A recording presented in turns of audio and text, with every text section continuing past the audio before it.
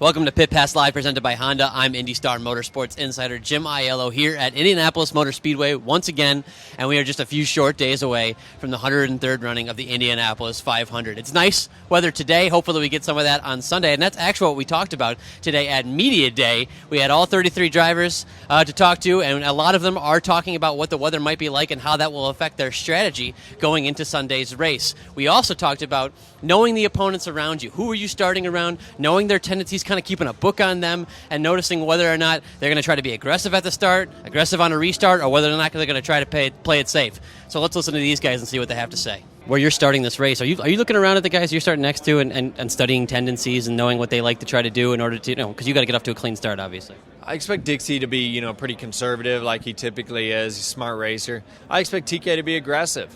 That's TK, and I also know he hasn't been that excited about his car, so he's going to want to make up positions as quick as he can. So I fully anticipate that, but we'll just see how it goes. Do you get worried about the guys that don't have a ton of experience out here? I don't want to call it rookie specifically, but even guys with 1 or 2 years experience out here. There's certainly a couple of guys I've been watching this week that I think we need to be aware around, and we'll obviously I'm not going to name names or anything, but we'll have to be kind of heads up, and they're not too far away from us, so we're just going to be smart. You have to know your opponents. You have to know what their tendencies are, where they're strong, where they're weak.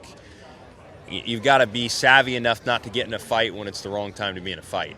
And that's where you can get in trouble at this race. You try to go scrapping with someone at the wrong point, with the wrong time, the wrong individual, it can end in tears. So, knowing your competition is pretty important. Well, you kind of you subconsciously remember stuff, I think, when you're around certain people, and some people you give a couple extra feet to, but it's these guys are pretty good. Say it's raining. Yes. On Sunday. Yeah. How does it change the mentality in terms of, are you going to be like, I got to be out front at 101? Maybe. If it's raining, if it starts raining at 101, I want to be leading. You just want to be leading when it starts raining. So whatever crystal ball anyone has, you race to that point. The other thing is, man, the Indianapolis GP, it came harder later than everyone expected. The weather this spring has been very different than years past as far as Indianapolis. So I think it will take a crystal ball to get it right. But I think we're still racing to 500 miles, and if we have to pivot and adapt and adjust during the course of those 500 miles, we will. Yeah, I think a lot. I know the guys will be watching the forecast, watching the radar very, very closely. And you never know. You could go into a stint that you need to extend as long as possible to be the one out front when the rain comes, if it comes. So I don't know. I guess it's just one thing that I'm not really going to be worried about. We'll let them look at all that. Unfortunately, it's something you got to know about. I think none of us want a race where it's halfway and we stop it. But if that's going to be a reality, you have to know about it. And it's difficult to think about that. On race day, you want a clean, sunny day. It makes the whole thing worth it almost at the end of the month, and you feel bad for the fans when you don't have that. But if we got to race Monday, that's what we'll do. And if you got to lead halfway to win the thing, then you got to be prepared to do that too.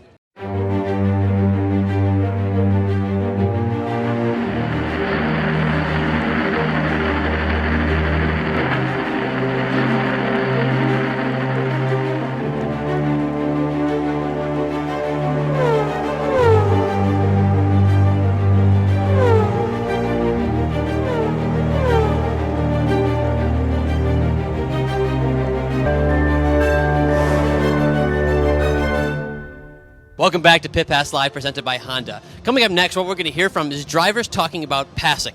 It's obviously a huge topic of conversation because everybody wants to see a good show.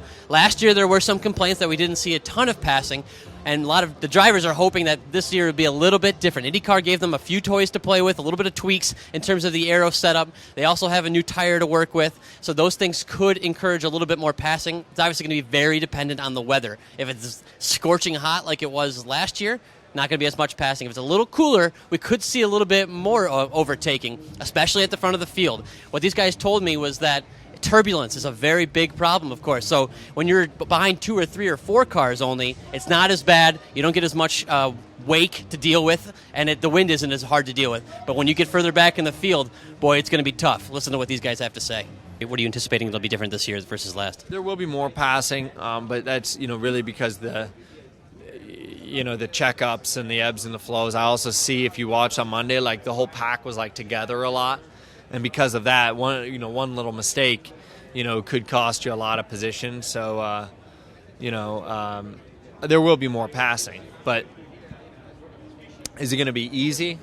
No, I don't expect it or anticipate it being easy to pass. Yeah, I mean, it obviously, again, depends on what conditions you have and how hot the track gets and if it's windy and everything. Because I really feel like if the track temp stays somewhat cool and the wind's low, you can definitely feel like you have more in reserve. But if the conditions get tough, man, you start sliding around and you abuse those tires really easily and quickly. So, it's part of the game, and it seems very true this year. And the field's very tight, so there's not really anybody running away from anyone. Hopefully a bit more. I mean, last year was really, really hot. I mean, this year will be a little bit cooler than that, but still tough conditions. IndyCar gave us some wickers, so hopefully that'll give us a little more grip, and also. The tire.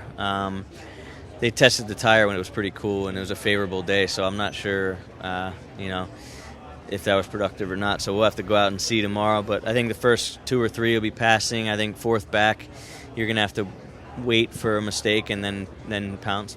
Can you explain for people the difference between trying to pass somebody when there's 3 cars in front of you versus trying to pass somebody when there's 10 cars, 15 cars in front of you?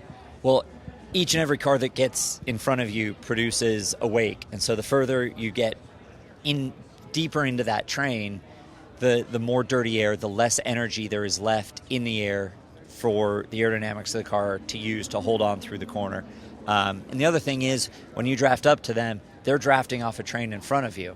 So when you pop out and are pushing clean air and have that wall of fresh air in front of you, they're still driving into a hole of 8 or 10 or 12 cars further up the road. Now, if there's only 1 or 2, it's a smaller hole, so the advantage they gain is smaller as well. It's just the turbulence of the air.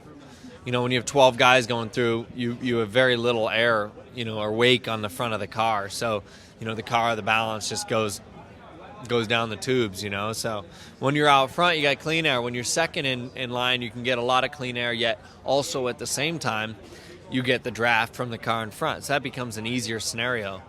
When you're 15th, you don't get any clean air. Nothing is clean. So it is difficult. Welcome back to Pit Pass Live, presented by Honda. Come back and join us tomorrow. We have one final day of practice, Carb Day, as everybody knows it, and it's not going to be that free and easy Carb Day that you've come to expect these last couple of years. There's a lot of drivers and a lot of teams who didn't get as much practice in this week. They got a lot of things to work on, so it should be fascinating. Then, Race Day Sunday. Hopefully the rain holds off. We'll have a live show from Gasoline Alley from 9 to 11 that you can watch on usatoday.com as well as IndyStar.com. It's streamable. And we'll have plenty of great guests to talk to. We're talking to Mark Miles. We're talking to Doug Bowles. We're talking to Michael Shank, Charlie Kimball. The list goes on. We got a bunch of great guests for you lined up to talk to you on the morning of race day. Should be a lot of fun. Hope you can join us then.